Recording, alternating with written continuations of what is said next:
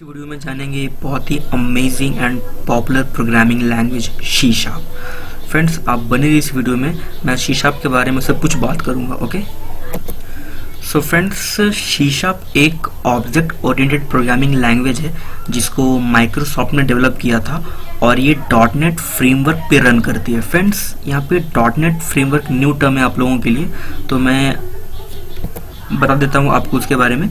सो dot net framework एक build tool है जिसकी मदद से आप वैसे एप्लीकेशन को बना सकते हैं जो विंडोज़ ऑपरेटिंग सिस्टम पे रन करेगी। जैसे सी शार्प लैंग्वेज को यूज़ करके आप कंसोल एप्लीकेशन, विंडोज़ एप्लीकेशन और वेब एप्लीकेशन बना सकते हैं डॉटनेट फ्रेमवर्क पे, जो कि विंडोज़ ऑपरेटिंग सिस्टम पे रन करेगी। ओके, सो आई होप आपको डिफरेंस समझ में आया होगा। सी शार्प एक लैंग्वेज है एंड डॉटनेट एक फ्रेमवर्क है, या आप बिल्ड टूल भी कह सकते हैं। ओके, सो फ्रेंड्स, अब बात कर लेते हैं कि सी शार्प प्रोग्रामिंग को रन करने के लिए कौन सा सॉफ्टवेयर हमें चाहिए। तो फ्रेंड्स, आपके पास कुछ चॉइसेस हैं, आप चूज़ कर सकते हैं। तो फर्स्ट चॉइस है आपके पास ये dot net SDK, Microsoft core SDK. जाके आप गूगल पे अगर लिखोगे तो पहला लिंक जो मिलेगा आप वहाँ से सॉफ्टवेयर को डाउनलोड कर सकते हैं। ओके, मैं उसका लिंक अपने डिस्क्रिप्शन बॉक्स में भी दे दूंगा। ओके, दूसरा है आप माइक्रोसॉफ्ट विजुअल स्टूडियो अल्टीमेट 2010 के साथ जा सकते हैं। ओके, आप गूगल पे जाके उसको डाउनलोड कर सकते हैं, या फिर मैं उसका भी लिंक आपको डिस्क्रिप्शन में दे दूंगा। ओके, और तीसरा है friends visual studio community version, उसका भी लिंक मैं आपको डिस्क्रिप्शन में दे दूंगा। आप जाइए वहाँ से डाउनलोड करिए।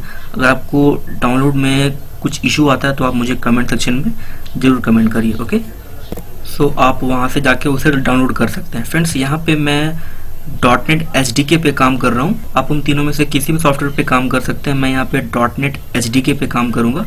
सो यहाँ पे मैंने डाउनलोड कर रखा है। ओके, मैंने इसे इंस्टॉल भी कर रखा है। आप सिंपली जाके इसे डबल क्लिक करके नेक्स्ट करके आप इंस्टॉल कर लीजिए। ओके, जब आप इंस्टॉल कर लोगे तो आप अपने कमांड प्रॉम्प्ट पे आएंगे और चेक करेंगे कि वो सॉफ्टवेयर आप में इंस्टॉल हुआ। चेक करने के लिए मैं लिखता हूँ डॉटनेट और एंटर प्रेस करता हूँ। ये कमांड मुझे बता देगा कि आपका डॉटनेट एसडीके कोर जो है वो इंस्टॉल हुआ है कि नहीं।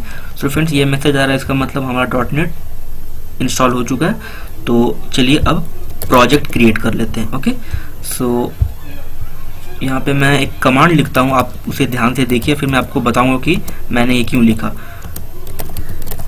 फ्रेंड्स, ये कमांड आपके लिए एक प्री डिफाइंड फोल्डर क्रिएट कर देगा और आपके लिए जो भी नेसेसरी फाइल्स हैं वो क्रिएट करके दे देगा। ओके, मैं यहाँ पे जस्ट एंटर करता हूँ। फ्रेंड्स, उससे पहले मैं एक फोल्डर बना लेता हूँ। मैंने यहाँ पे फोल्डर बनाया हुआ है, मैं उस फोल्डर पे चला जाता हूँ क्योंकि मुझे उस फोल्डर पे वो फाइल चाहिए। तो मैंने सी शार्प नाम का फोल्डर बनाया हुआ है डेस्कटॉप पे। तो आप भी एक फोल्डर बना लीजिए किसी अपने डायरेक्टरी पे। ओके, और उस पर मूव कर जाइए और फिर यहाँ पे आप इस वाले कोड को रन करिए, इस वाले कोड को। ओके फ्रेंड्स, तो यहाँ पे मैं एंटर प्रेस करता हूँ तो सी शार्प नाम के फोल्डर में मेरे लिए नेसेसरी फाइल्स को क्रिएट कर देगा। ओके, अभी हम लोग उस फाइल को भी देखेंगे। ओके, सो मैं वेट कर लेता हूँ तब तक। ये देखिए फ्रेंड्स, ये कमांड मेरे लिए फाइल क्रिएट कर दिया है। यहाँ पे हम लोग कंसोल एप्लीकेशन पे काम करेंगे। ओके, सो फ्रेंड्स, अब मैं यहाँ पे अपना उस फोल्डर को खोलता हूँ और आपको दिखाता हूँ यहाँ पे कौन कौन से फाइलें बनी हैं। फ्रेंड, ये 2 फाइलें दिख रही हैं मुझे, और यहाँ पे एक ऑब्जेक्ट नाम का फोल्डर दिख रहा है, उसमें कुछ नेसेसरी कोड्स लिखे हुए हैं। ओके, सो हमारा ये जो है प्रोग्राम .cs है सी शार्प, वो एक्सटेंशन है। फ्रेंड्स, ये है हमारा मेन फाइल। इसे मैं क्लिक करके ओपन करता हूँ यहाँ पे। ओके, और आपको एक एक कोड को एक्सप्लेन करता हूँ और फिर मैं इस कोड को आपको रन करके भी बताऊंगा। तो चलिए मैं पहले इसे रन करके बताता हूँ आपको, उसके बाद मैं कोड को आपको समझाऊंगा। फ्रेंड्स, आपको यहाँ पे आना है उस फोल्डर पे जिस फोल्डर पे आप काम कर रहे हैं, और आपको लिखना है सीधे डॉटनेट रन। ये कमांड आपके प्रोग्राम को रन कर देगा। तो मैं यहाँ पे इसे रन करता हूँ तो यहाँ पे देखिए जो भी मैसेज प्रिंट हुआ होगा ये पे हेलो वर्ल्ड, ये कंसोल पे प्रिंट हो जाएगा। ओके, ये देखिए फ्रेंड्स, हेलो वर्ल्ड प्रिंट होके कंसोल पे आ चुका है। ओके, सो आई होप आपको थोड़ा समझ आ रहा होगा। आप बने रहिए इस वीडियो में, मैं आपको हर कुछ एक्सप्लेन करूँगा। ओके, सो फ्रेंड्स, यहाँ पे चलिए ये प्रोग्राम का मतलब समझ लेते हैं। मतलब हर एक लाइन यहाँ पे क्यों लिखा हुआ है। ओके सो फ्रेंड्स, पहला लाइन है यहाँ पे यूजिंग सिस्टम। यहाँ पे सिस्टम एक नेम स्पेस है जो कि बहुत सारे क्लासेस को कंटेन करता है, और उसमें से एक क्लास है कंसोल। इसका मतलब अगर आप कंसोल लिख रहे हैं जो कि एक क्लास है जो बिलोंग करता है सिस्टम नेम स्पेस को, तो आपको इस लाइन को इंपोर्ट करना पड़ेगा, इस लाइन को यूज करना पड़ेगा। ओके फ्रेंड्स, यूजिंग यहाँ पे एक कीवर्ड है और सिस्टम एक नेम स्पेस है। ओके फ्रेंड्स, यहाँ पे नेम स्पेस सी अंडरस्कोर का मतलब है रूट नेम स्पेस, मतलब आप रूट नेम स्पेस पे काम कर रहे हैं। फ्रेंड्स, पहले नेम स्पेस का मतलब समझ लेते हैं। नेम स्पेस आपके कोड को ऑर्गेनाइज करने के लिए यूज करते हैं। फ्रेंड्स, जैसे आप विंडोज में अगर आपके पास कोई सॉफ्टवेयर है तो आप पर्टिकुलर फोल्डर बना के उसे रखते हैं, तो जस्ट आप उसको वैसे ही समझिए, नेम स्पेस आपके कोड को ऑर्गेनाइज करती है। ओके सो यहाँ पे अगर आप इस वाले फाइल को खोलें तो यहाँ पे देखिए ये वाला साइन है, इसका मतलब है आप रूट नेम स्पेस पे हैं अभी। तो आप इसे चेंज भी कर सकते हैं, करके आप चेंज करके अपने नाम भी दे सकते हैं। लेट से मैं दे देता हूँ माई डेमो। ओके, माई डेमो मैंने लिख दिया। आप कुछ भी दे सकते हैं अपने अकॉर्डिंग, या फिर जिस भी प्रोग्राम पे आप काम कर रहे हैं, जिस भी प्रोग्राम का कोड आप लिख रहे हैं। ओके सो फ्रेंड्स, ये हो गई नेम स्पेस, और ये नेम स्पेस का नेम हो गया। फ्रेंड्स, अब सी शार्प जो है वो ऊप्स लैंग्वेज है, तो ऑब्वियसली वहाँ पे क्लासेस के कॉन्सेप्ट्स होंगे। तो ये क्लास है और ये क्लास का नाम। ओके, इसको भी आप अपने अकॉर्डिंग चेंज कर सकते हैं। और यहाँ पे मेन मेथड फ्रेंड्स, और इस मेन मेथड के ब्रैकेट पे जो भी कोड आप लिखोगे वो आपको कंसोल पे दिखाई देगा। तो कंसोल जो है वो एक क्लास है जो बिलोंग करता है सिस्टम नेम स्पेस को, और राइट लाइन इस क्लास का मेथड है। कंसोल जो क्लास है उसका एक मेथड है राइट लाइन, जो आपके स्ट्रिंग या फिर कंटेंट को कंसोल पे प्रिंट करवाता है। Okay so I hope friends आपको ये समझ आ रहा होगा। ओके सो हम लोग आगे अपने प्रोग्राम को आगे लेके जाएंगे तो आपको और भी क्लियर होगा क्यों सिस्टम यूज करते हैं और नेम स्पेस क्यों यूज कर रहे हैं। ओके फ्रेंड्स, सो फ्रेंड्स यहाँ पे आप एक चीज और कर सकते हैं। अगर आप इस लाइन को लिखना नहीं चाहते हैं तो आप यहाँ पे सिस्टम में मेंशन कर सकते हैं। तो यहाँ पे मैं सिस्टम लिख देता हूँ, यहाँ पे मैं डॉट लगा देता हूँ, मतलब ये नेम स्पेस है जो कि इस क्लास को कंटेन करता है। कंसोल एक क्लास है और कंसोल क्लास के अंदर एक मेथड है राइट लाइन, और इसके अंदर आप जो भी पास करोगे वो आपको कंसोल में दिखाई देगा। ओके, तो चलिए इसे भी एक बार रन करके देख लेते हैं। तो यहाँ पे मैं .NET रन लिखता हूँ और मैंने इंटर प्रेस किया तो ये मुझे हेलो वर्ल्ड देगा। ओके, मैं वेट कर लेता हूँ। ये देखिए फ्रेंड्स, ये प्रोग्राम रन हो चुका है। ओके सो आई होप आपको ये समझ आ रहा होगा। ओके सो फ्रेंड्स, अब हम लोग बात कर लेते हैं कि सी शार्प में कमेंट कैसे देते हैं। फ्रेंड्स, सी शार्प काफ़ी इन्फ्लुएंस है जावा, सी और C++ से। तो यहाँ पे सिंगल कमेंट, डबल, ये 2 बार बैकस्लैश देते हैं, और डबल मल्टीपल कमेंट्स अगर देने हो तो ये बैकस्लैश स्टार यूज करते हैं फ्रेंड, जो कि हम लोग C++ और जावा में भी यूज करते हैं। ओके सो आई होप आपको ये समझ आ रहा होगा। अब बस बने रही इस वीडियो में। ओके फ्रेंड्स, अब बात कर लेते हैं डेटा टाइप्स की। तो यहाँ पे मैं इतने कोड को हटाता हूँ और आपको मैं यहाँ पे मैं सिस्टम को इंपोर्ट कर लेता हूँ। ओके, ताकि मुझे बाद में प्रॉब्लम ना हो using system. Okay so friends, अब हम लोग डेटा टाइप की बात कर लेते हैं। तो बेसिक डेटा टाइप जो है वो किसी भी प्रोग्रामिंग लैंग्वेज में होते हैं। तो यहाँ पे मैं बात कर लेता हूँ पहले इंट की। सो इंट, लेट से मैंने नंबर दे दिया 5। ओके, अब यहाँ पे और यहाँ पे लेट से डबल भी होता है data type. Okay, common language में जो भी जितने भी लैंग्वेज जैसे C++, तो बेसिक डेटा टाइप होंगे। तो यहाँ पे मैं लेट से वैल्यू दे देता हूँ। ओके, वैल्यू, और यहाँ पे मैं कुछ बड़ा वैल्यू दे देता हूँ, लेट से 5.99। और फ्रेंड्स यहाँ पे मैं D दे देता हूँ ताकि ये नंबर्स, फ्रेंड्स मैंने यहाँ पे D इसलिए लिखा है ताकि ये पता चल सके कि ये नंबर डबल वैल्यू है। ओके सो अपने अगले डेटा टाइप की तरफ बढ़ते हैं। यहाँ पे है फिर कैरेक्टर, तो उसके लिए मैं लिखता हूँ कैर, और लेट से मैं लिखता हूँ वैल्यू, एंड यहाँ पे मैं डबल कोट में दे देता हूँ। फ्रेंड्स यहाँ पे मैं कैर ले रहा हूँ और इसका मतलब है कि सिंगल कैरेक्टर को होल्ड करना, तो मैं उसे सिंगल कोट्स में लिख रहा हूँ। ओके, अब मैं लिखता हूँ बूलियन, तो उसके लिए मैं लिखता हूँ बूल। ओके, और यहाँ पे मैं लिखता हूँ let's say my bull. Okay, मैं ऐसा वेरिएबल ले लिया हूँ और यहाँ पे मैं लिख देता हूँ लेट्स से ट्रू। तो ये बुलियन जो है वो आइदर ट्रू होल्ड करती है आइदर फॉल्स, मतलब दोनों में से एक वैल्यू होगी, या तो ट्रू या तो फॉल्स। ओके फ्रेंड्स, अब ले लेते हैं स्ट्रिंग और यहाँ पे मैं ले देता हूँ लेट्स से str और यहाँ पे लेट्स से मैं अपना नेम दे देता हूँ। ओके, और यहाँ पे मैं सेमीकोलन देता हूँ। फ्रेंड्स, अब सबको प्रिंट करके देखते हैं। ओके, सो मैं लिखता हूँ console डॉट राइट लाइन और यहाँ पे मैं पहले नम को प्रिंट करवाता हूँ और फिर मैं कॉपी करके सारे डेटा टाइप के वेरिएबल को प्रिंट करता हूँ। तो 1 2 3 4 5। ओके, तो यहाँ पे मैं लिख देता हूँ वैल्यू। ओके, और यहाँ पे मैं लिख देता हूँ वैल और यहाँ पे मैं लिखता हूँ माई बूल और यहाँ पे str। ओके फ्रेंड्स, सो अब मैं इसे रन करता हूँ, तो मैं सिंपली लिखता हूँ .NET run. Okay, so friends, ये बहुत ही सिंपल वे है रन करने के लिए। और सब में जैसे जावा में आपको कंपाइल करना पड़ता है, देन इंटरप्रेट करना पड़ता है, इसमें सीधे लिखना पड़ता है आपको .NET देन रन। फ्रेंड्स, ये देखिए हमारा कोड एग्जीक्यूट हो चुका है। ओके, आई होप आपको समझ आया होगा बेसिक डेटा टाइप। अगर आप इससे पहले कोई लैंग्वेज पढ़े हैं तो आपको ये समझ आ रहा होगा। ओके, तो फ्रेंड्स, अब बात कर लेते हैं लेट्स से यूज़र इनपुट कैसे लेगा।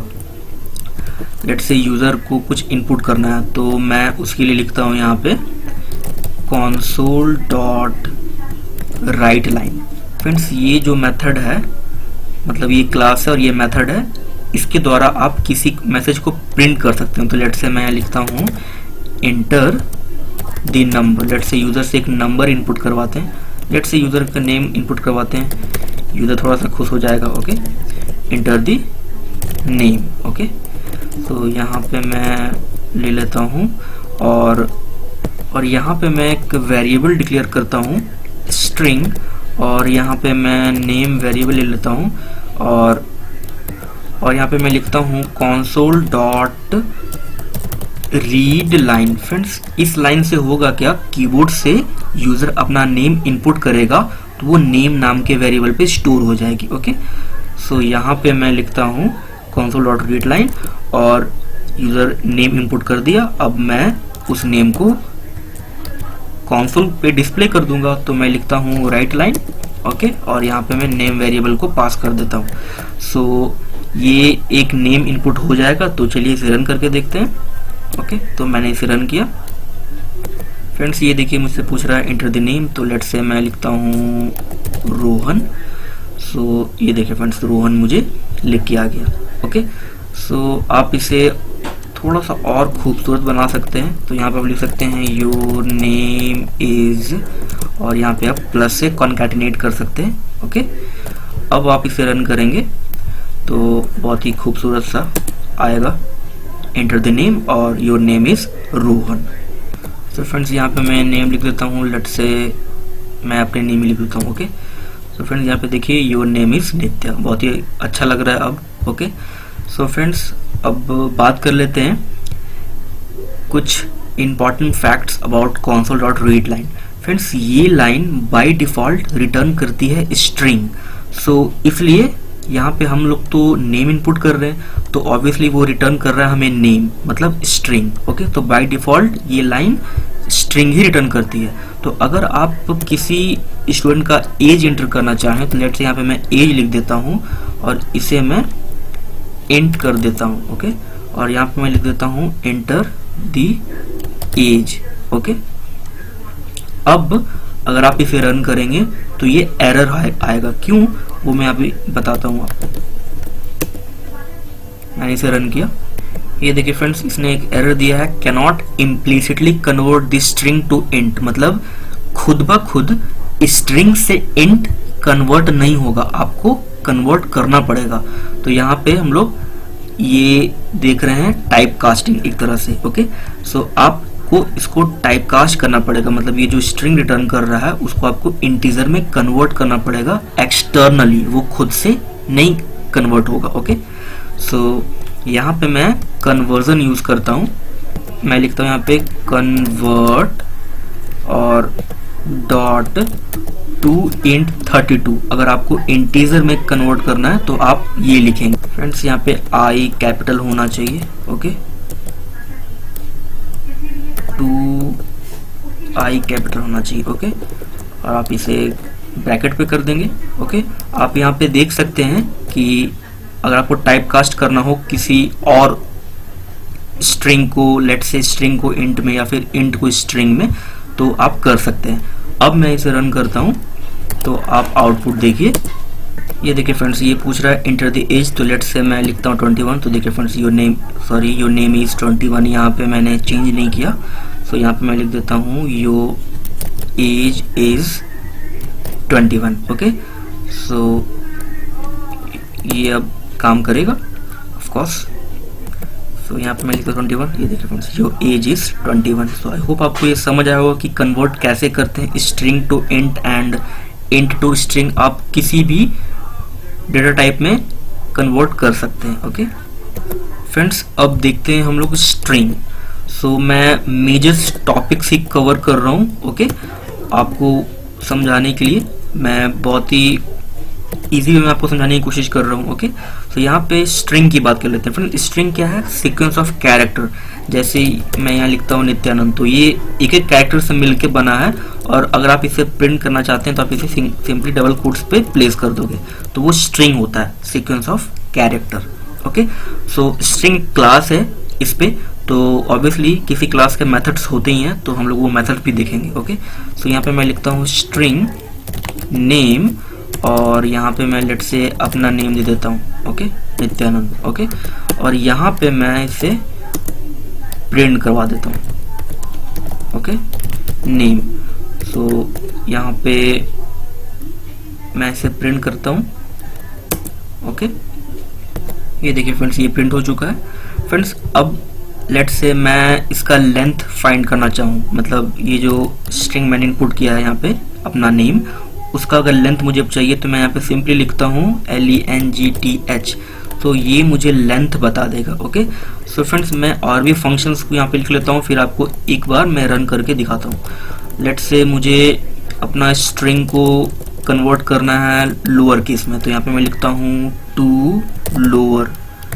ओके, और ओके फ्रेंड्स, और अगर मैं चाहूँ कि इसे मैं अपर केस में कन्वर्ट करूँ तो मैं यहाँ पे लिखता हूँ टू अपर। फ्रेंड्स, बहुत सारे मेथड्स है, आप ट्राई कर लीजिए। मैं यहाँ पे मेजर्स मेथड्स को आपको बता रहा हूँ। ओके, तो यहाँ पे मैं लिखता हूँ अपर और पैरेंथेसिस, तो ये मेरे नेम को लेंथ बता देगा और मेरे नेम को लोअर केस में प्रिंट कर देगा, देन अपर केस में। तो चलिए इसे रन करते हैं। ये मैंने रन किया। ये देखिए फ्रेंड्स, मेरे नंबर के लेटर में 9 कैरेक्टर है, तो इसलिए मुझे ये 9 रिटर्न कर रहा है, और एक बार लोअर केस में और एक बार अपर केस में प्रिंट हो रहा है। ओके, सो आई होप आपको ये समझ आया होगा स्ट्रिंग। और भी बहुत सारे मेथड्स है, आप जरूर ट्राई करिए। ओके फ्रेंड्स, अब बात करते हैं स्ट्रिंग कॉन्कैटिनेशन की, मतलब दो स्ट्रिंग को जोड़ने की। तो यहाँ पे मैं लेट से मैं अपने नेम ही को ले लेता हूँ। ओके, और यहाँ पे मैं इसे प्रिंट कर दिया, और लेट से मैं यहाँ पे ले लेता हूँ first name. Okay friends, 2 methods है यहाँ पे अपने स्ट्रिंग को जोड़ने के लिए। तो मैं यहाँ पे लिखता हूँ स्ट्रिंग लास्ट नेम, तो लेट से मैं लास्ट नेम ले लेता हूँ कुमार। ओके, और यहाँ पे मैं चेंज कर देता हूँ। ओके, तो फ्रेंड्स, आपके पास 2 मेथड्स हैं अपने स्ट्रिंग को कॉन्कैटिनेट करने के लिए, जोड़ने के लिए। तो यहाँ पे मैं लिखता हूँ console.writeLine, और आप सिंपली यहाँ पे मैं यहाँ पे लिखता हूँ योर फुल नेम इज, और यहाँ पे मैं लिखता हूँ first name then okay friends, यहाँ पे मैंने फर्स्ट नेम पास कर दिया और मैंने प्लस साइन से कॉन्कैटिनेट कर दिया। फ्रेंड्स ध्यान रहे, अगर आपके पास इंटीजर वैल्यू है 2 तो वो उसे ऐड कर देगा, और अगर आपके पास स्ट्रिंग है तो उसे जोड़ देगा। तो लेट्स से मैं इसे रन करता हूँ यहाँ पे।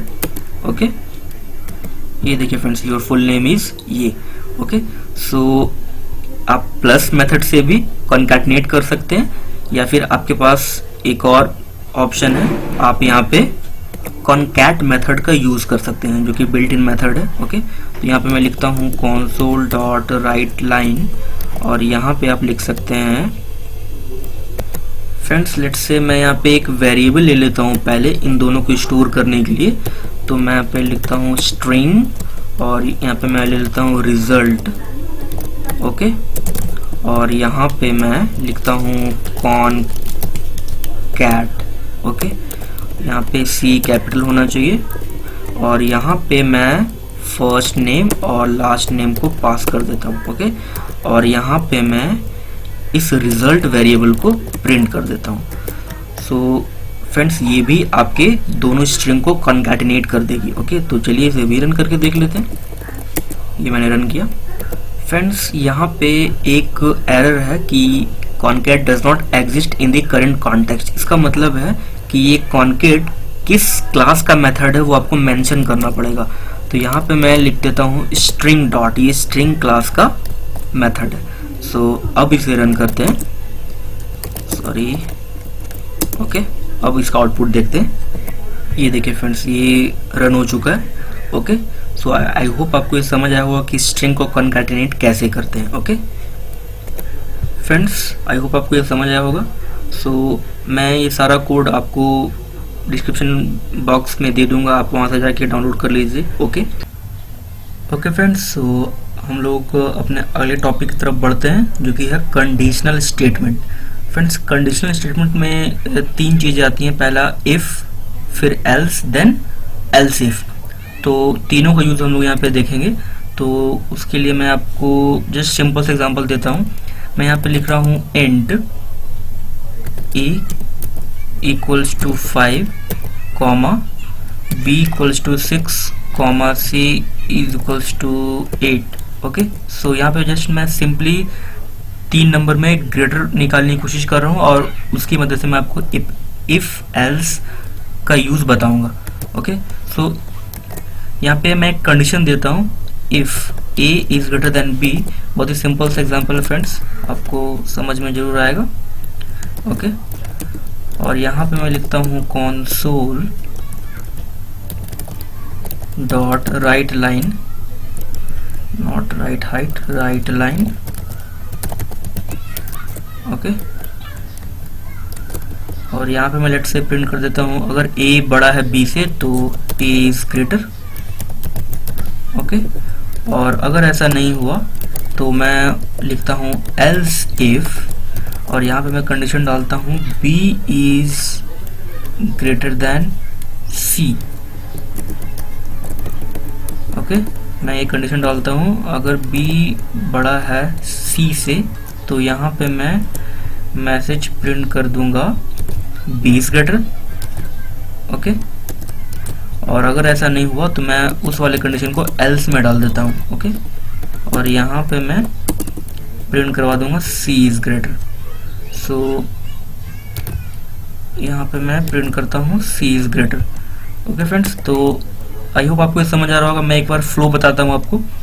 ये 3 वेरिएबल्स हमने डिफाइन किए। यहाँ पे आप मल्टीपल वेरिएबल डिफाइन कर सकते हैं C# में। ओके तो यहाँ पे मैंने कंडीशन दिया है, अगर a बड़ा है b से तो a प्रिंट हो जाए ग्रेटर, और अगर ऐसा नहीं है तो फिर से कंडीशन चेक होगी b और c में, दोनों में से कौन बड़ा है। अगर b बड़ी होगी तो b इज ग्रेटर, नहीं तो c इज ग्रेटर। ओके तो चलिए इसे एक बार रन करके देखते हैं और देखते हैं आउटपुट क्या है।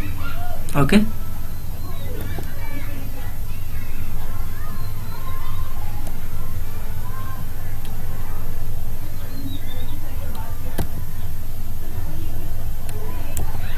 फ्रेंड्स यहाँ पे मैंने ये स्क्रीन को नहीं रोकी, तो मुझे यहाँ पे लिखना पड़ेगा console डॉट रीड की, नॉट रीड लाइन। तो यहाँ पे मैं लिखता हूँ console डॉट रीड की। ओके, अब मैं रन करता हूँ और आप आउटपुट देखिए।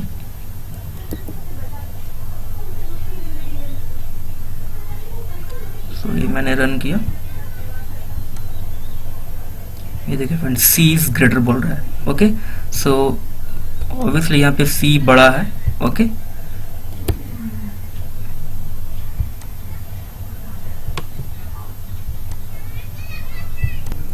ओके फ्रेंड्स, सो यहाँ पे मैं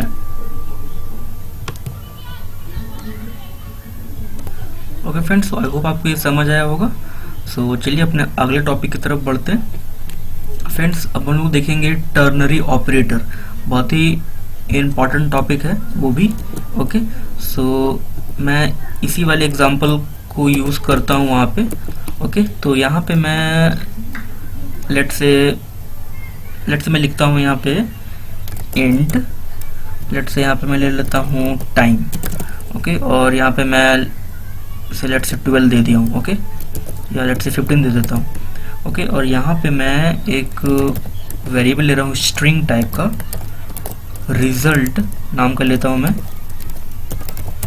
ओके, और यहाँ पे मैं लिखता हूँ, एक कंडीशन बनाता हूँ, time is less than 15, then print. Friend, ये सिंबल है क्वेश्चन मार्क टर्नरी ऑपरेटर का। अगर ये कंडीशन सही हुई तो यहाँ पे प्रिंट हो जाए गुड मॉर्निंग।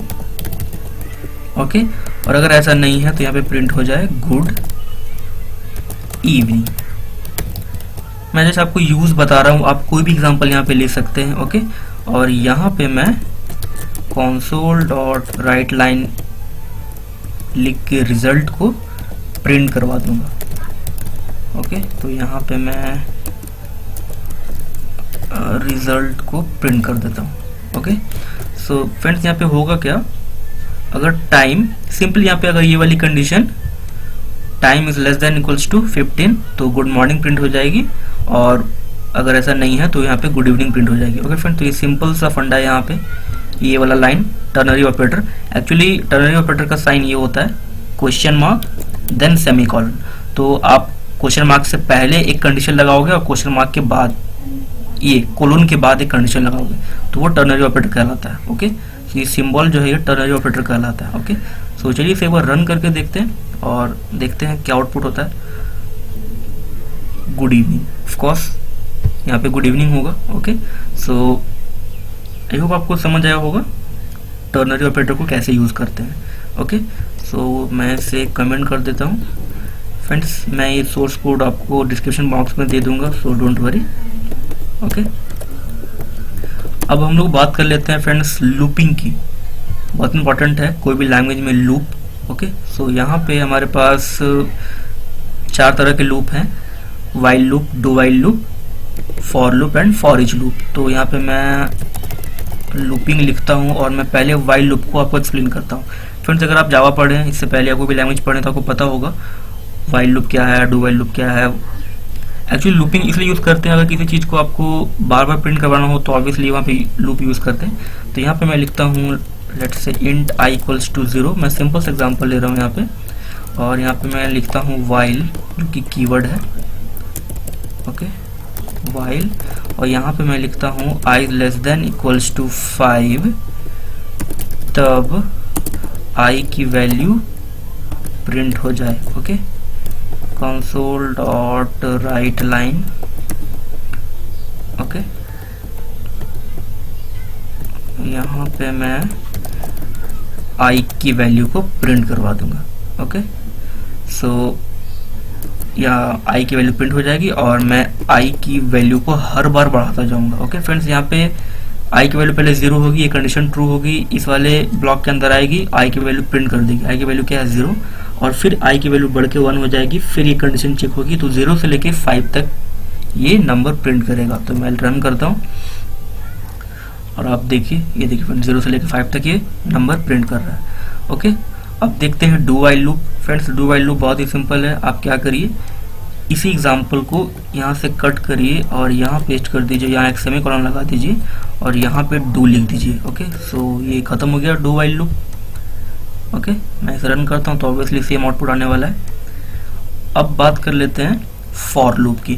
तो यहाँ पे मैं लिखता हूँ फ्रेंड्स, फॉर लूप के अंदर आपको आई वेरिएबल डिक्लेयर करने की जरूरत नहीं है, पहले से आप डायनेमिकली इनिशियलाइज कर सकते हैं, मतलब जब आपको नीड हो तो आप वेरिएबल को इनिशियलाइज कर सकते हैं। ओके, सो यहाँ पे मैं 0 से इनिशियलाइज कर देता हूँ और मैं आई को 5 तक चलाता हूँ और यहाँ पे मैं प्रिंट कर दूंगा आई की वैल्यू, सिंपल। ओके, तो यहाँ पे मैं console dot right line, okay, और यहाँ पे मैं आई की वैल्यू प्रिंट कर दूंगा। तो ऑब्वियसली ये मुझे 0 से लेके 5 तक की वैल्यू देगा, यहाँ पे मुझे ये देना है। ओके, अब मैं रन करता हूँ, ये देखिए, होप आपको समझ आ रहा होगा। अगर आपका कोई भी डाउट होता है मुझे कमेंट सेक्शन में जरूर बताइए। ओके फ्रेंड्स, अब देख लेते हैं फॉर ईच लूप। तो उसके लिए यहाँ पे मैं लेट से बंच ऑफ नंबर लेता हूँ। तो यहाँ पे मैं एक्चुअली एरे बनाता हूँ। ओके, और अभी हम लोग एरे पढ़ेंगे। Okay, so don't worry.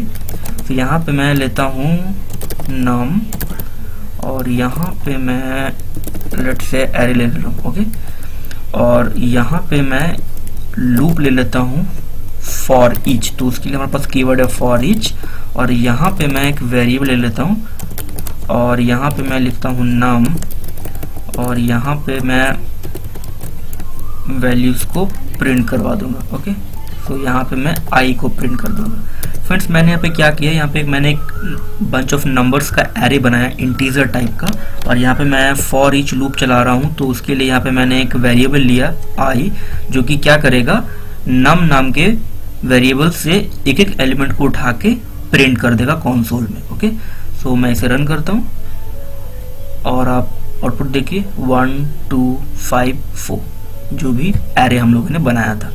Okay, तो आई होप आपको समझ आया होगा। ओके फ्रेंड्स, सो चलिए अब एरे की ही बात कर लेते हैं। ओके, तो यहाँ पे मैं एरे बनाता हूँ यहाँ पे। तो मैं इसी यही एग्जाम्पल ले लेता हूँ। ओके, तो मैं इसे कट करता हूँ और यहाँ पे मैं लेट से लिखता हूँ एरे, और यहाँ पे मैं एरे बना दिया। ओके, तो फ्रेंड्स, एरे बनाने के बहुत सारे तरीके हैं। तो यहाँ पे मैं लेट से और भी तरीके से एरे को बना सकता हूँ। यहाँ पे मैं स्ट्रिंग टाइप का एरे भी बना सकता हूँ, ऑफ कोर्स। ओके, और यहाँ पे मैं कर्ली ब्रैकेट में वैल्यूज प्रोवाइड कर दूंगा। लेट से मैं अपना नेम दे देता हूँ। ओके, और यहाँ पे मैं कुछ भी नेम दे देता हूँ। ओके, और यहाँ पे मैं नेम दे देता हूँ okay, Kumar. Okay friends,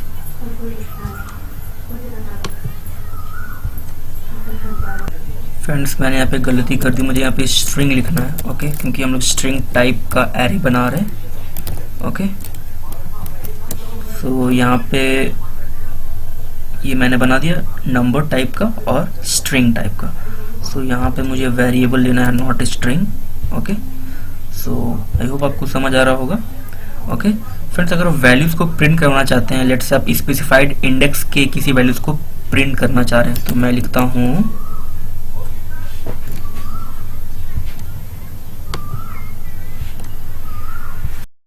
elements जो है एरे के अंदर को प्रिंट करवाना चाहते हैं, तो यहाँ पे मैं लिखता हूँ for loop.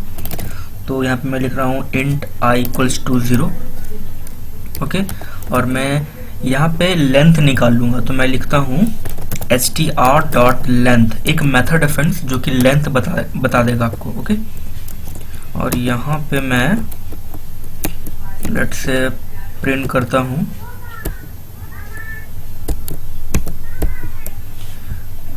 console dot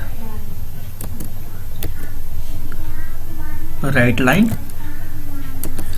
okay, और यहाँ पे मैं पास करता हूँ str। ओके,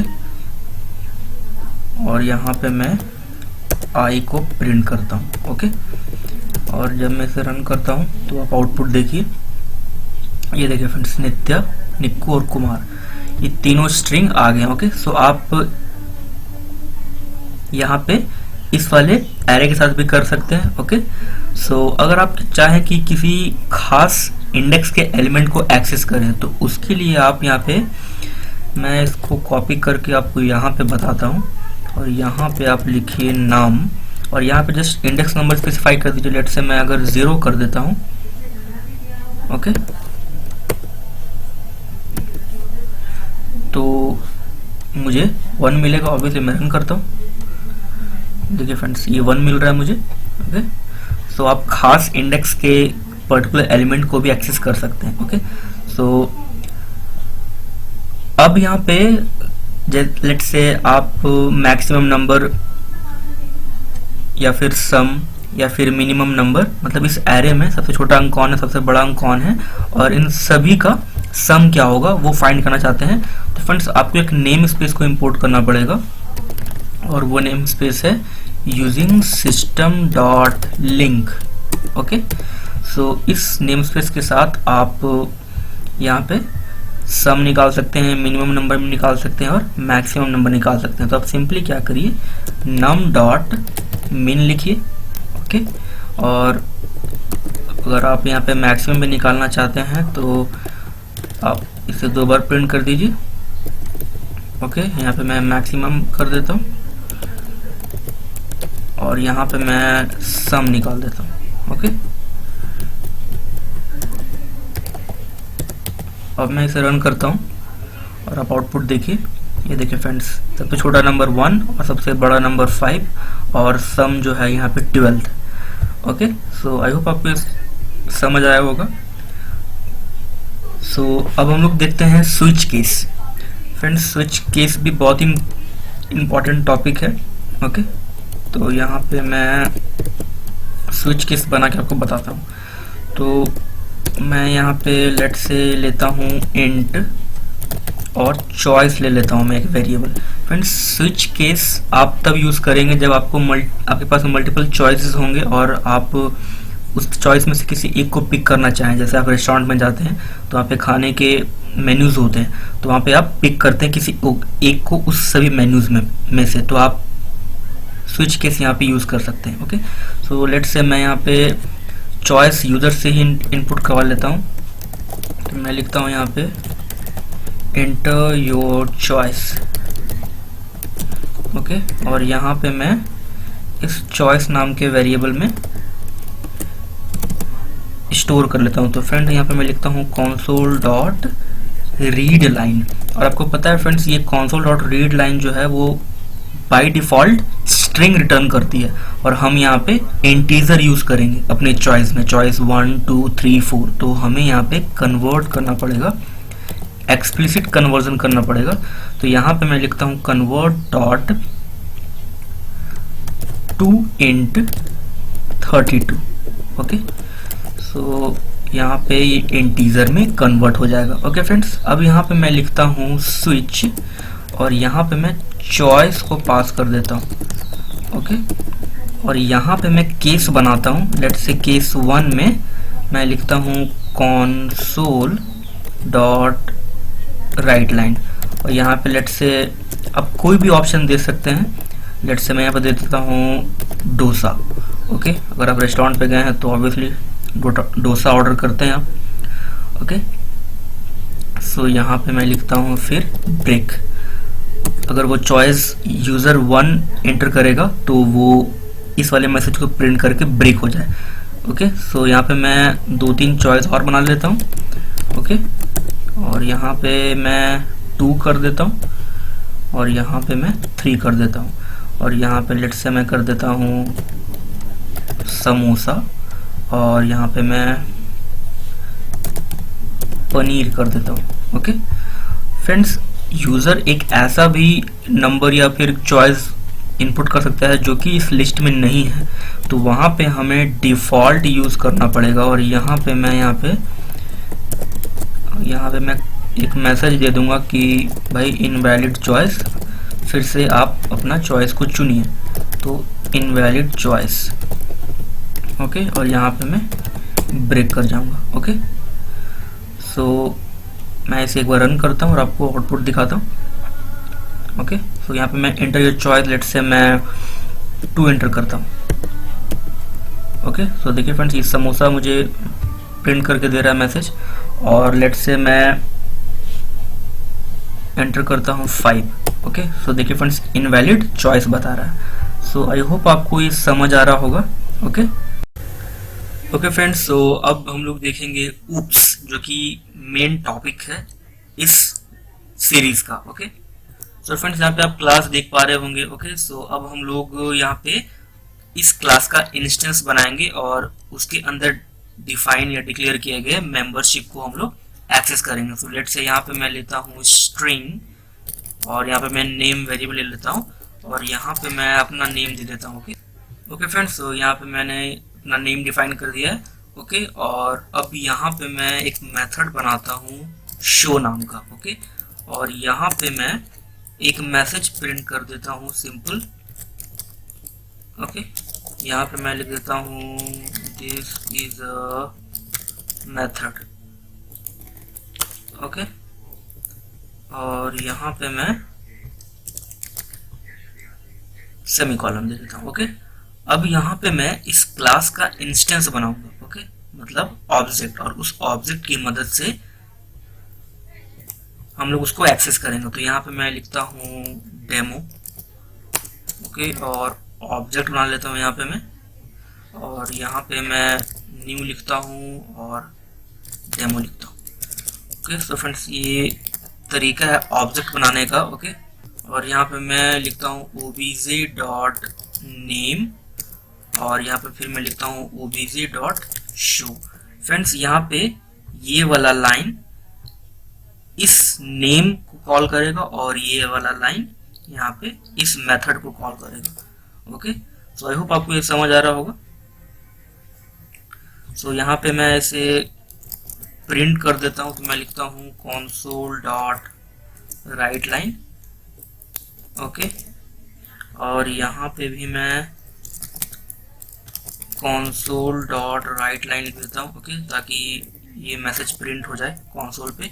और यहाँ पे मैं स्क्रीन को रोकने के लिए लिखता हूँ read line, console dot read line. Okay okay friends, तो अब मैं इसे रन करता हूँ। आप आउटपुट देखिए। देखिए फ्रेंड्स ये नित्यानंद आउटपुट आ रहा है और आ रहा है this is a method. Okay so I hope आपको समझ आया होगा कि वेरिएबल और मेथड्स को क्लास के ऑब्जेक्ट को बना के कैसे एक्सेस करते हैं। मतलब यहाँ पे मैंने यहाँ पे इस क्लास का इंस्टेंस बनाया और इन दोनों डेटा मेंबर्स को एक्सेस किया। ओके फ्रेंड्स अब हम लोग देखते हैं कंस्ट्रक्टर कैसे बनाएंगे। ओके सो फ्रेंड्स कंस्ट्रक्टर का डेफिनेशन आपको पता होगा। आई होप आपने इस ट्यूटोरियल को देखने से पहले कोई लैंग्वेज जरूर सीखा होगा, तो आपको पता होगा कि कंस्ट्रक्टर क्या होता है। ओके सो मैं एक बार डेफिनेशन बोलता हूँ। फ्रेंड्स कंस्ट्रक्टर एक पब्लिक मेंबर फंक्शन होता है और जिसका नेम क्लास के नेम के सेम होता है। मतलब जो क्लास का नेम होगा वही उस कंस्ट्रक्टर का नेम होगा। और कंस्ट्रक्टर हम लोग ऑब्जेक्ट को इनिशियलाइज करने के लिए यूज करते हैं। मतलब यहाँ पे मैंने ये ऑब्जेक्ट जो बनाया है तो एक डिफॉल्ट कंस्ट्रक्टर बना लेती है कंपाइलर। ओके सो अगर आप मेंशन नहीं भी करते हैं, मतलब जब जब ऑब्जेक्ट बनेगी तब तक कंस्ट्रक्टर कॉल होगा, डिफॉल्ट कंस्ट्रक्टर। अगर आप बना रहे हैं दैट्स ओके, अगर आप नहीं बना रहे हैं तो डिफॉल्ट कंस्ट्रक्टर ऑटोमेटिकली कॉल होता है। ओके ओके सो चलिए कंस्ट्रक्टर बना लेते हैं। तो यहाँ पे मैं ऐसे डिलीट करता हूँ। फ्रेंड्स लेट से यहाँ पे मैं लिखता हूँ डेमो, क्योंकि कंस्ट्रक्टर का नेम सेम होगा जो कि क्लास का नेम है, तो ये डिफॉल्ट कंस्ट्रक्टर है। ओके तो यहाँ पे मैं लिख देता हूँ डिफॉल्ट कंस्ट्रक्टर। ओके और यहाँ पे जैसे मैं यहाँ पे एक वेरिएबल ले लेता हूँ स्ट्रिंग टाइप का, और यहाँ पे मैं उस वैल्यू को इनिशियलाइज करूँगा। सो यहाँ पे मैं लिखता हूँ name is equals to double quote में लेट से मैं अपना नेम दे देता हूँ। ओके और यहाँ पे जैसे ही मैं इस क्लास का इंस्टेंस बनाऊंगा, ओके सो ये वाला कंस्ट्रक्टर रन हो जाएगा। ओके सो मैं यहाँ पे बना लेता हूँ instance demo obj equals to new demo. Okay और जैसे ही मैं लिखता हूँ obj डॉट नेम, तो ये वाला कंस्ट्रक्टर चल जाएगा और मेरा नेम डिस्प्ले हो जाएगा। ओके और मैं इसे कंसोल डॉट राइट लाइन के अंदर लिख दूंगा ताकि नेम मेरा डिस्प्ले हो जाए। ओके, तो अब मैं इसे रन करता हूँ। ओके, और आप ये आउटपुट देखिए फ्रेंड्स, ये नेम लिख के आ गया। फ्रेंड्स यहाँ पे हो क्या रहा है, यहाँ पे मैंने एक वेरिएबल लिया है नेम नाम का, और यहाँ पे मैं उसकी वैल्यूज को इनिशियलाइज कर रहा हूँ with the help of default constructor. So object जब भी बनती है तो ऑब्जेक्ट एसोसिएटेड होती है कंस्ट्रक्टर के लिए, मतलब कंस्ट्रक्टर कॉन्सेप्ट आया ही इसलिए ताकि ऑब्जेक्ट की वैल्यू को इनिशियलाइज किया जा सके। ओके, सो आई होप आपको ये समझ आया होगा यहाँ पे। ओके फ्रेंड्स, अब यहाँ पे मैं इस पे पैरामीटर पास करता हूँ, तो लेट्स से मैं लिखता हूँ न्यू नेम। ओके, और यहाँ पे मैं इस वाले वेरिएबल को यहाँ पे पास कर दूंगा। ओके, और यहाँ पे मैं अपना नेम या कोई भी आर्गुमेंट पास कर दूंगा। सो इस लाइन से होगा क्या, जैसे ही ऑब्जेक्ट बनेगी क्लास का इंस्टेंस बनेगा, सो कंस्ट्रक्टर चलेगा। सो यहाँ पे पैरामीटराइज कंस्ट्रक्टर यूज हो रहा है। ओके, तो आप ये भी कह सकते हैं पैरामीटराइज। ओके फ्रेंड्स, आप स्पेलिंग देख लेना। ओके, तो यहाँ पे ये आर्गुमेंट पास होगा यहाँ पे, और ये वाला आर्गुमेंट यहाँ पे आएगा और इस वेरिएबल से इस वेरिएबल में जाएगा, और हम लोग यहाँ पे क्या कर रहे हैं, नेम वेरिएबल को प्रिंट कर दे रहे हैं। तो अल्टीमेट प्रिंट क्या होगा, ये वाला मैसेज। सो मैं इसे रन करके दिखाता हूँ आपको। आप देखिए, ये देखिए friends. Okay, so I hope आपको समझ आया होगा पैरामीटराइज कंस्ट्रक्टर क्या होता है। ओके, सो यहाँ पे एक पैरामीटराइज कंस्ट्रक्टर है, और यहाँ पे हम लोग स्ट्रिंग टाइप का एक वेरिएबल पास कर रहे हैं, और उस वेरिएबल के वैल्यूज को हम लोग नेम नाम के वेरिएबल में ले रहे हैं, और इसकी वैल्यू को हम लोग यहाँ से इनिशियलाइज कर रहे हैं, क्योंकि ऑब्जेक्ट बनती है और कंस्ट्रक्टर चलती है। मतलब जैसे ही कंस्ट्रक्टर ऑब्जेक्ट बना और कंस्ट्रक्टर चल गया। ओके, सो आई होप आपको ये समझ आया होगा। फ्रेंड्स, अब हम लोग देखेंगे इनहेरिटेंस। ऊप्स का ही ये फीचर्स है। ओके, सो यहाँ पे मैं इसे हटाता हूँ और इसे हटाता हूँ। ओके, और मैं आपको इनहेरिटेंस बताता हूँ। फ्रेंड्स, इनहेरिटेंस जो है वो एक बहुत ही इंपॉर्टेंट कॉन्सेप्ट है ऊप्स के अंदर, जिसपे आप रीयूजेबिलिटी अचीव कर सकते हैं, और रीयूजेबिलिटी को अचीव करने के बाद आपकी कोड की लेंथ काफ़ी इजी हो जाएगी, मतलब कम हो जाएगा, और आपका एग्जीक्यूशन फास्ट होगा। ये डेफिनेशन कहता है फ्रेंड्स। तो हम लोग यहाँ पे लाइव करके देखेंगे with the help of programming implementation. Okay, so यहाँ पे हमारे पास एक क्लास है। ओके, बहुत अच्छा। और यहाँ पे हम लोग एक और क्लास बना लेते हैं। तो लेट्स से मैं यहाँ पे एक और क्लास बना लेता हूँ। फ्रेंड्स, यहाँ पे मैंने क्लास बनाया, और मैं इस क्लास को इस क्लास से इनहेरिट करना चाहता हूँ। मतलब ये हमारा चाइल्ड क्लास है और ये पेरेंट क्लास है। तो लेट्स से चाइल्ड क्लास अगर कुछ प्रॉपर्टीज को इनहेरिट करना चाहता है बेस क्लास से, तो हमें उसे इनहेरिट करना पड़ेगा। तो फ्रेंड्स, यहाँ पे मैं लिखता हूँ कोलोन और क्लास का नाम। सो ये लिखने से वो इस क्लास के प्रॉपर्टीज को यूज कर पाएगा। ओके, सो यहाँ पे मैं सिंपल सा लिखता हूँ void, एक मेथड बना लेते हैं, लेट्स से डिस्प्ले।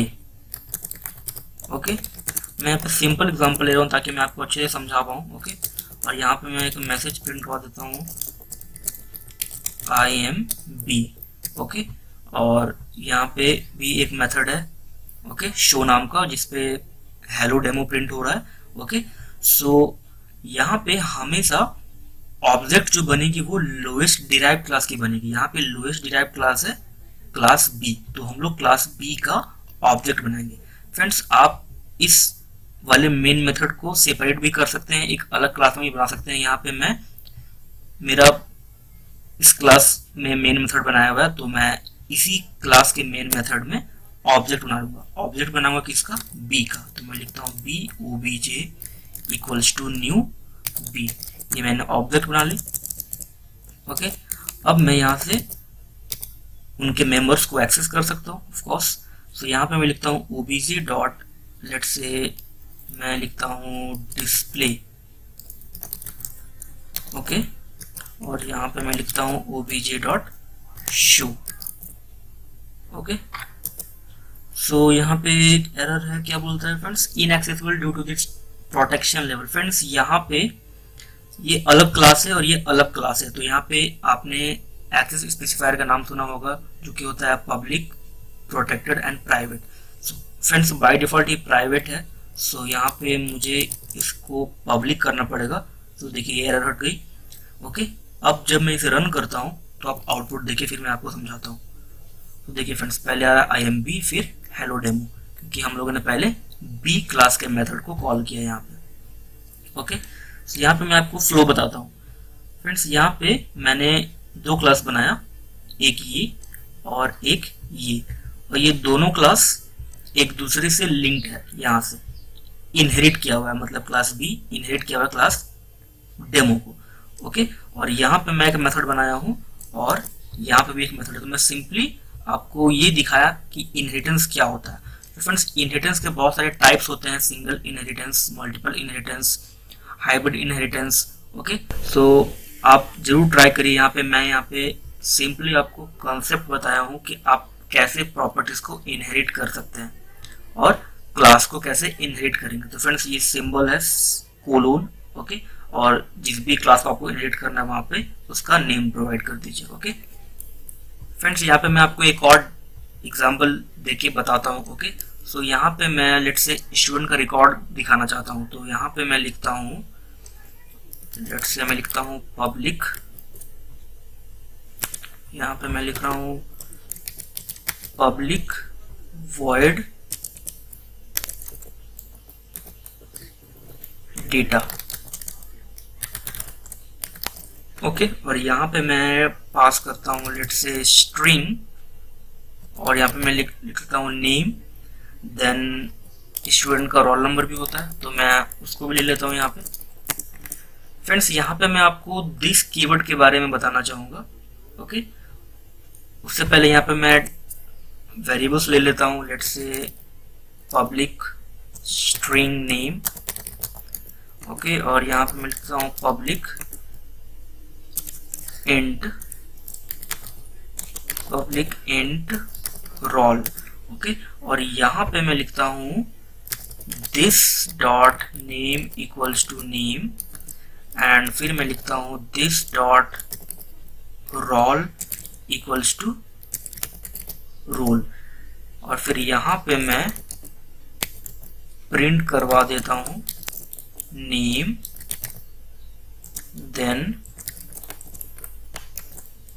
रोल। आप अलग अलग भी कर सकते हैं, नो प्रॉब्लम। ओके फ्रेंड्स, यहाँ पे मैंने क्या किया, फ्रेंड दिस कीवर्ड आपको पता होगा, अगर आप कोई भी लैंग्वेज पढ़े या जावा पढ़े तो दिस कीवर्ड जो है वो करंट क्लास के इंस्टेंस को रिप्रेजेंट करता है friends. Okay, so this keyword जो उसके बहुत सारे यूजेस हैं, तो इसे कब कब यूज करते हैं वो मैं आपको बताता हूँ।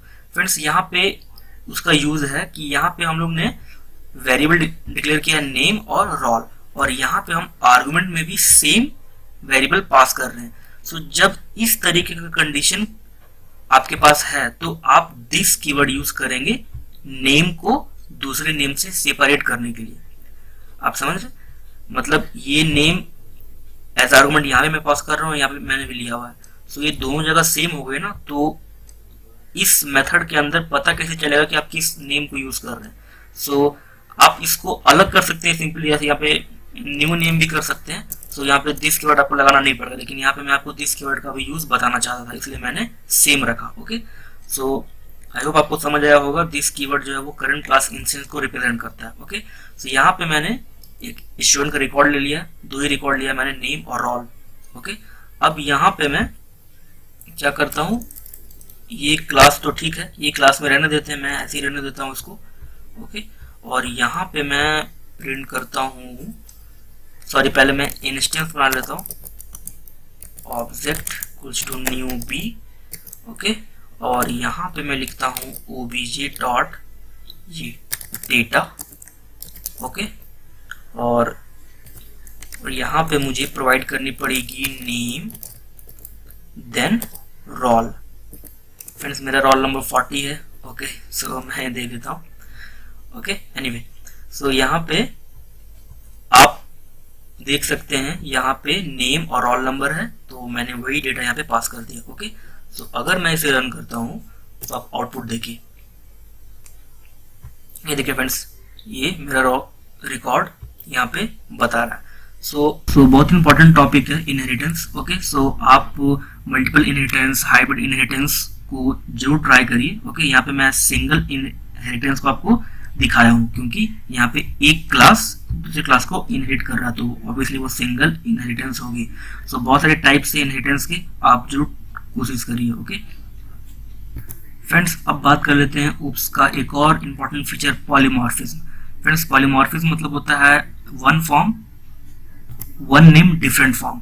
सो उस पे दो पार्ट्स हैं, पहला ओवरराइडिंग और दूसरा ओवरलोडिंग। ओके, सो ओवरराइडिंग क्या होता है फ्रेंड्स, जब आपका मेथड का नेम सेम होता है और आर्गुमेंट भी सेम होते हैं तो वो ओवरराइडिंग कहलाती है, और ओवरलोडिंग कहलाती है friends same name but different argument. So अभी हम लोग डेमो करके देखेंगे। ओके, सो चलिए देखते हैं। सो मैं इसे डिलीट करता हूँ यहाँ पे। ओके, यहाँ पे भी मैं डिलीट करता हूँ और मैं इसे भी हटाता हूँ। ओके, तो फ्रेंड्स लेट्स से यहाँ पे मैं एक मेथड ले लेता हूँ, सिंपल सा शो ही ले लेता हूँ। ओके, और यहाँ पे मैं ले लेता हूँ console dot right line. Okay, यहाँ पे मैं लिख देता हूँ आई एम शो मेथड। ओके, और फिर मैं इस वाले क्लास में भी सेम मेथड बनाता हूँ। ओके, और मैं यहाँ पे लिख देता हूँ आई am show again, I am show method again. Okay, ऐसा मैंने मैसेज प्रिंट करवा दिया। ओके, अब यहाँ पे मैं क्या करता हूँ, इंस्टेंस बनाता हूँ। फ्रेंड्स, पॉलीमॉर्फिज्म में भी आप इनहेरिटेंस यूज कर सकते हैं। ओके, सो मैं इसे इनहेरिटेड रहने देता हूँ और यहाँ पे मैं इंस्टेंस बनाता हूँ बी का। So B new equals to new B. Okay friends, अब यहाँ पे लिखता हूँ OBJ dot not object OBJ. Friends, ये ऑब्जेक्ट का नेम है, ये आप पे डिपेंड करता है, आप कुछ भी दे सकते हैं। Okay, so don't be confused, आप कंफ्यूज मत होइए कि ये कीवर्ड है, कीवर्ड होता तो उसका कलर चेंज हो जाता। ओके, सो मैं लिखता हूँ ओबीजे डॉट, यहाँ पे मैं शो को कॉल करता हूँ। ओके, और मैं इसे प्रिंट करने के लिए यहाँ पे console डॉट राइट लाइन लिखता हूँ। ओके, सॉरी मुझे यहाँ पे ओबीजे लिखना है। ओके ओके ओके फ्रेंड्स, अगर मैं इसे रन करता हूँ तो आप आउटपुट देखिए। फ्रेंड्स, यहाँ पे सिर्फ एक ही मैसेज प्रिंट हुआ, आई am show method. I am show method again print नहीं हुआ। ओके, सो जो हम लोग चाहते थे वो नहीं हुआ, वो क्यों नहीं हुआ मैं अभी बात करता हूँ। ओके फ्रेंड्स, एक तरीका है कि आप मल्टीपल ऑब्जेक्ट्स बना लीजिए ऐसे, जैसे यहाँ पे मैं लिख देता हूँ ऑब्जेक्ट 1 एंड ऑब्जेक्ट 2, और आप उस मेथड को 2 बार कॉल कर लीजिए। ओके, सो आप ऐसे भी कर सकते हैं, और यहाँ पे मैं लिख देता हूँ obj2। सो ये 2 बार मेथड कॉल हो जाएगा शो। ओके, तो जब मैं इसे रन करता हूँ तो आप देखिए output I am show method, I am show method 2 bar call हो गया। ओके, अब फ्रेंड्स यहाँ पे आपको इस वाले मेथड शो नाम के मेथड के पहले पब्लिक कीवर्ड लगाना पड़ेगा, और आपको इस यहाँ पे वर्चुअल कीवर्ड यूज करना पड़ेगा। ओके, मैं बताता हूँ अभी ये क्या है। ओके, और ये जो मेथड है शो, वो यहाँ पे भी ओवरराइड हो रहा है, तो यहाँ पे भी पब्लिक कीवर्ड लिखना पड़ेगा। ओके, और यहाँ पे मैं आपको बता रहा हूँ, यहाँ पे लिखना पड़ेगा आपको ओवर। ओके, यहाँ पे आपको ओवरराइड लिखना पड़ेगा। सो अब अगर इसे रन करते हैं, सो ये देखिए friends, I am show method, I am show method again, ये प्रिंट हो रहा है। फ्रेंड्स, लेट्स से यहाँ पे एक और क्लास बनाते हैं। ओके, सो यहाँ पे मैं इसे कॉपी करता हूँ। ओके फ्रेंड्स, यहाँ पे मैंने ये क्लास बना दिया, देखिए। ओके, सो मैं बी क्लास बनाया था पहले से, और यहाँ पे मैंने सी क्लास बना दिया। ओके, और ये सी क्लास भी डेमो क्लास को इनहेरिट कर रहा है, और यहाँ पे मैंने मैसेज दे दिया आई am show method again and again. अब यहाँ पे ध्यान दीजिए, आपको पहले डेमो क्लास का इंस्टेंस बनाना पड़ेगा। ओके, तभी तो आप उसके अंदर मेथड्स को एक्सेस कर पाओगे with help of object. Okay, और यहाँ पे मैं लिखता हूँ ऑब्जेक्ट 1 न्यू डेमो। ओके, और यहाँ पे मैं लिखता हूँ B obj2 equals to new B, और फिर यहाँ पे मैं लिखता हूँ obj3 equals to new C. Okay friends, अब ऑब्जेक्ट 1 डॉट शो को कॉल कर लेते हैं, फिर दूसरा ऑब्जेक्ट से फिर शो मेथड को कॉल कर सकते हैं। ओके, और फिर ऑब्जेक्ट 3 डॉट शो को भी कॉल कर सकते हैं। तो फ्रेंड्स, अब ये तीनों मेथड तीनों मैसेज शो करेगा। आप देखिए आउटपुट। ओके, सो ये देखिए, I am show method, I am show method again, and I am show method again and again. So यहाँ पे आप कितनी भी क्लास को इनहेरिट कर सकते हैं। यहाँ पे मैंने 2 क्लास को इसलिए दिखाया था ताकि आपको समझ में आए ज़्यादा बेहतर तरीके से। सो यहाँ पे मैं एक बार फ्लो बताता हूँ। फ्रेंड्स, यहाँ पे मैंने क्लास बनाया। ओके, उसके अंदर मैंने एक मेथड बनाया शो, और 2 और क्लास बनाया, और उसमें भी सेम नाम का मेथड को बना दिया, और दोनों क्लास को डेमो क्लास के मेथड से इनहेरिट कर दिया। और यहाँ पे मैंने पब्लिक और वर्चुअल कीवर्ड इसलिए लिखा ताकि ये पब्लिक कीवर्ड लिखने से ये होगा कि एक्सेस, मतलब इसके अंदर ये जो मेथड है इसको हम एक्सेस कर सकते हैं कहीं से भी।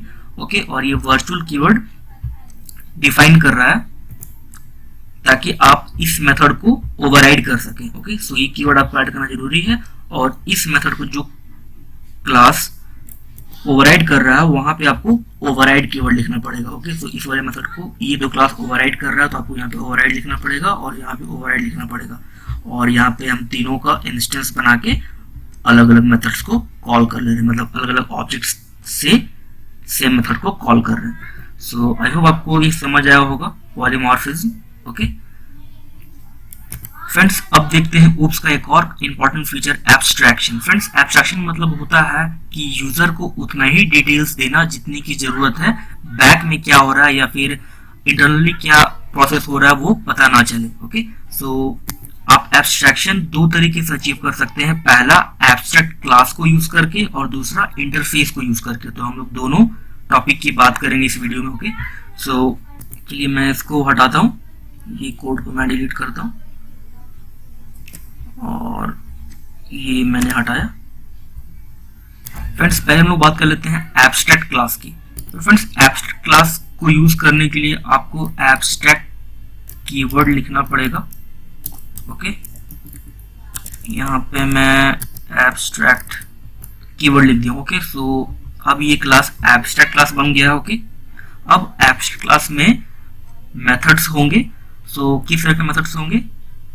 एब्स्ट्रैक्ट मेथड भी होंगे और नॉन एब्स्ट्रैक्ट मेथड भी होंगे। ओके, दोनों तरह के मेथड को ये कंटेन करता है, और इस एब्स्ट्रैक्ट क्लास को यूज करके आप काफी हद तक एब्स्ट्रैक्शन को अचीव कर सकते हैं, वो अभी हम लोग देखेंगे। ओके, सो यहाँ पे फ्रेंड्स, यहाँ पे मैं दोनों मेथड्स की बात करूंगा। यहाँ पे पहले मैं एब्स्ट्रैक्ट मेथड बनाता हूँ, तो मैं यहाँ पे लिखता हूँ पब्लिक एब्स्ट्रैक्ट, और यहाँ पे मैं लिखता हूँ void let's say children. Okay, और यहाँ पे मैंने सेमीकोलन दी थी। इसका मतलब एब्स्ट्रैक्ट क्लास के अंदर जो भी एब्स्ट्रैक्ट मेथड होंगे उसका बॉडी नहीं बनेगा, आप सिर्फ डिक्लेयर कर सकते हैं, डिफाइन नहीं कर सकते। और इसको डिफाइन कौन करेगा फ्रेंड्स? जो भी इस क्लास को एक्सटेंड करेगा, ओके, इनहेरिट करेगा। सो यहाँ पे मैं एक और बनाता हूं मेथड जो कि होगा नॉन एब्स्ट्रैक्ट। तो यहाँ पे मैं लिखता हूं पब्लिक void show। ओके, यहाँ पे मैं मैसेज प्रिंट कर देता हूँ, let's say console dot right line. Okay, यहाँ पे मैं लिख देता हूँ this is a normal method. Okay okay friends, अब यहाँ पे मैं एक और क्लास बनाता हूँ। ओके, यहाँ पे मैं क्लास बनाता हूँ लेट्स से फैमिली। ओके, और ये इनहेरिट करेगी। तो यहाँ पे मैं डेमो लिखता हूँ। ओके ओके फ्रेंड्स, तो यहाँ मैंने क्लास बना दिया और मैंने इनहेरिट कर दिया। ओके, सो अब मैं इस मेथड का बॉडी बना सकता हूँ यहाँ पे। ओके, सो क्योंकि मैंने इस वाले क्लास को, एब्स्ट्रैक्ट क्लास को इनहेरिट किया है, तो मैं उसके प्रॉपर्टीज को यूज कर सकता हूँ। ओके, सो मैं इस क्लास का बॉडी बनाता हूँ। सो यहाँ पे मैं लिख रहा हूँ पब्लिक, और यहाँ पे मैं ओवरराइड लिखूंगा क्योंकि मैं इस वाले मेथड को यहाँ दोबारा यूज कर रहा हूँ। ओके, यहाँ पे मैं लिखता हूँ ओवरराइड। ओके, और फिर मैं लिखता हूँ यहाँ पे void children। ओके, तो देखिए फ्रेंड्स, ये ऑटोमेटिकली क्रिएट हो गया। ओके,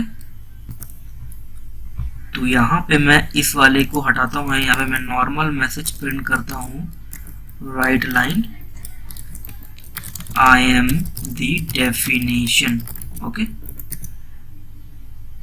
सो आई होप आपको ये समझ आया होगा। ये एब्स्ट्रैक्ट क्लास है, और इस एब्स्ट्रैक्ट क्लास के अंदर जो एब्स्ट्रैक्ट मेथड है उसका हम बॉडी नहीं बना सकते, तो हम लोग इस क्लास के अंदर उसको ओवरराइड कर सकते हैं। ओके, सो फ्रेंड्स, अब क्या करते हैं, इंस्टेंस बना लेते हैं फैमिली का, obj equals to new family, और यहाँ पे मैं obj डॉट दोनों मेथड को कॉल कर लूंगा। तो लेट से मैं चिल्ड्रन को कॉल कर लेता हूँ, और देन यहाँ पे मैं शो को कॉल कर लेता हूँ।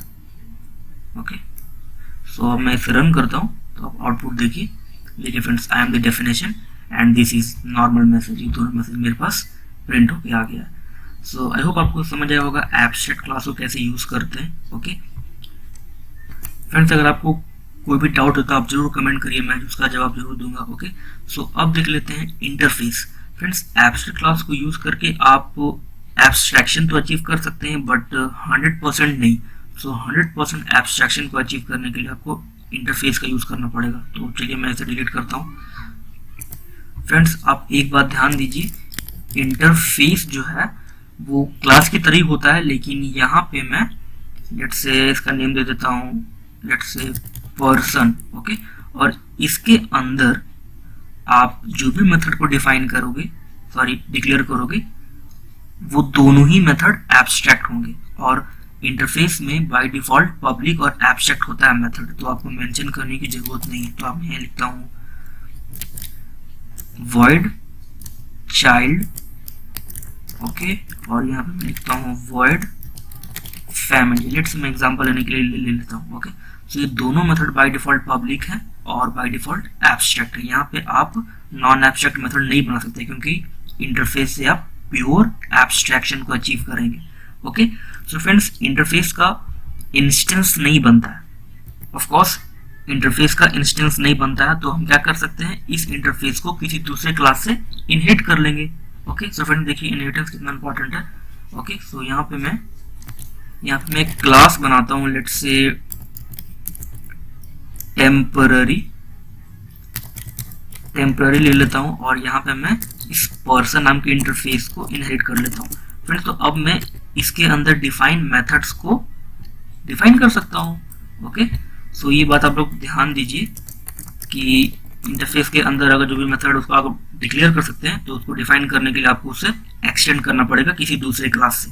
सो जो यहाँ पे मैंने किया, ये इंटरफेस है फ्रेंड्स, और ये क्लास है। ओके, तो यहाँ पे मैं लिख देता हूँ console डॉट राइट लाइन। यहाँ पे मैं लिखता हूँ this is a child. Okay, और यहाँ पे मैं लिखता हूँ void family, और यहाँ पे भी मैं एक नॉर्मल मैसेज प्रिंट करवा देता हूँ। लेट से मैं कॉपी करता हूँ इसे, और यहाँ पे मैं प्रिंट कर देता हूँ, यहाँ पे लिखता हूँ this is a family. Okay, तो अब हम इंस्टेंस बना सकते हैं। ओके, क्योंकि हम लोगों ने यहाँ पे बॉडी बना ली है। सो यहाँ पे मैं फ्रेंड्स, मुझे यहाँ पे इस इंटरफेस को बंद करना पड़ेगा। ओके, क्योंकि इंटरफेस मेन मेथड कंटेन नहीं करेगा। तो यहाँ पे मैं लेट से इसको मैं कंप्लीटली कट करता हूँ। ओके, और यहाँ पे मैं इसे पेस्ट कर देता हूँ। ओके, और यहाँ पे मैं इंस्टेंस बनाता हूँ, तो मैं लिखता हूँ टेम्पररी और इसका मैं ऑब्जेक्ट बना लेता हूँ और यहाँ पे मैंने टेम्पररी लिख दिया। ओके, अब यहाँ पे मैं obj.child लिख सकता हूँ और यहाँ पे मैं obj.family लिख सकता हूँ। तो अब मैं इसे रन करता हूँ। फ्रेंड्स, यहाँ पे एक एरर है, मुझे यहाँ पे पब्लिक कीवर्ड लिखना पड़ेगा क्योंकि एक्सेस स्पेसिफायर है वो। ओके, तो यहाँ पे मैं इस वाले मेथड को इंटरफेस से बाहर यूज कर रहा हूँ, तो यहाँ पे मुझे पब्लिक एक्सेस स्पेसिफायर देना पड़ेगा। ओके, तभी ये क्लास इसकी बॉडी को बना पाएगा। तो यहाँ पे मैं लिखता हूँ पब्लिक। ओके, और अब मैं इसे रन करता हूँ। यस, तो अब मैं इसे रन करता हूँ। ये देखिए friends, this is child and this is a family, ये दोनों मैसेज प्रिंट होके आ गया। सो फ्रेंड्स, इंटरफेस को यूज करके आप टोटल एब्स्ट्रैक्शन को अचीव कर सकते हैं। सो आई होप आपको समझ आया होगा इंटरफेस को कैसे यूज करते हैं। ओके, सो मैं एक बार समझाता हूँ आपको फिर से। फ्रेंड्स, यहाँ पे इंटरफेस मैंने डिफाइन किया और इसके अंदर मैंने दो मेथड को बनाया, जस्ट बॉडी बनाया और इसकी बॉडी डिक्लेयर किया। और इसकी बॉडी कौन बनाएगा? जो इस इंटरफेस को इनहेरिट करेगा। तो मैंने यहाँ पे क्लास बना के इसके इनहेरिट कर लिया और इस दोनों मेथड जो है एब्स्ट्रैक्ट मेथड है, इसको यहाँ पे मैंने दोनों का बॉडी बना लिया और यहाँ पे मैंने ऑब्जेक्ट बना के इस क्लास को ऑब्जेक्ट बना के ये दोनों मेथड्स को कॉल कर लिया। ओके फ्रेंड्स, आप मल्टीपल इंटरफेस को भी बना सकते हैं। ओके, यहाँ पे पर्सन 1 मैं कर देता हूँ और यहाँ पे लेट्स से चाइल्ड 1 और चाइल्ड 2 कर देता हूँ, जिसे दिखाने के लिए आपको। ओके, और यहाँ पे मैं कॉमा लगा के पर्सन 1 को ऐसा यूज कर सकता हूँ। देखिए, कोई एरर नहीं है, इसका मतलब आप मल्टीपल इंटरफेस को भी बना सकते हैं। ओके, सो यहाँ पे हम लोग आगे बढ़ते हैं। फ्रेंड्स, अब मैं सारे कोड को हटाता हूँ और मैं आपको बताता हूँ इनम क्या है। तो फ्रेंड्स, इनम यहाँ पे एक स्पेशल टाइप का क्लास होता है जिसको हम लोग किसी पर्टिकुलर चीज को लिस्टिंग करने के लिए यूज करते हैं। ओके, सो जैसे आपको मंथ दिखाना हो या फिर name of month, name of days या नेम ऑफ फ्रूट्स दिखाना हो, तो वो एक लिस्ट होता है, तो वहां पे आप इनम का यूज कर सकते हैं। So enum is nothing but a class. Okay, so उसको आप कैसे बनाओगे? तो फ्रेंड्स, उसके लिए यहाँ पे कीवर्ड है इनम और यहाँ पे आप क्लास की तरह ही उसको डिफाइन कर सकते हैं, उसके अंदर वेरिएबल्स को। सो फ्रेंड्स, वेरिएबल्स यहाँ पे मुझे इनम का नेम देना पड़ेगा। लेट्स से मैं कंपनी देता हूँ। Okay, company. ओके, और यहाँ पे मैं कुछ बड़ी बड़ी कंपनीज के नाम ले लेता हूँ। लेट्स से यहाँ पे मैं लेता हूँ गूगल। ओके, यहाँ पे मैं कॉमा देता हूँ, फिर लेता हूँ माइक्रोसॉफ्ट, देन यहाँ पे मैं लेता हूँ एप्पल। ओके, तो फ्रेंड्स, ये काफ़ी होगा। ओके फ्रेंड्स, ये सारे कांस्टेंट होंगे। सो मैं यहाँ पे अपर केस में लिखा हूँ इन सबको। ओके, सो यहाँ पे ये 3 वेरिएबल मैंने यहाँ पे बनाए हैं। ओके, सो ये इंटरनली एक तरह का वेरिएबल ही है, बट यहाँ पे आपको कांस्टेंट है यहाँ पे। ओके, सो फ्रेंड्स, यहाँ पे मैं एक क्लास बनाता हूँ डेमो नाम का और यहाँ पे मैं मेन मेथड बनाता हूँ static void main। Okay, string argument. Okay, और यहाँ पे फ्रेंड्स मैं इस क्लास का इंस्टेंस बनाता हूँ। तो यहाँ पे मैं लिखता हूँ लेट्स से कंपनी, ये इनम का हम इंस्टेंस बनाते हैं। ओके, तो यहाँ पे मैं लिखता हूँ company object equals to company dot, और आप जिस भी कंपनी को एक्सेस करना चाहें उसका नाम आप लिख सकते हो। यहाँ पे लेट्स से मैं यहाँ पे लिखता हूँ गूगल। ओके, और यहाँ पे मैं console डॉट राइट लाइन लिख के प्रिंट करवा दूंगा। ओके, यहाँ पे मैं सिंपली इस ऑब्जेक्ट को प्रिंट करवा देता हूँ। ओके, और यहाँ पे मैं लिखता हूँ console dot read line, screen को रोकने के लिए। ओके, सो मैं इसे रन करता हूँ और आप इसका आउटपुट देखिए गूगल। ओके फ्रेंड्स, सो इंटरनली ये क्लास की तरह ही काम करता है। Enum is nothing but a class. Okay, so enum क्यों यूज करते हैं फ्रेंड्स, आपको समझ आ गया होगा। किसी चीज को लिस्टिंग करने के लिए, जैसे स्टूडेंट का रिकॉर्ड है या फिर किसी कोई कंपनी है या नेम ऑफ डेज है, जैसे मैंने बात किया। Okay, so I hope friends आपको ये समझ आया होगा इनम क्या है। Okay, so okay, that's, thank you so much and do subscribe for more videos.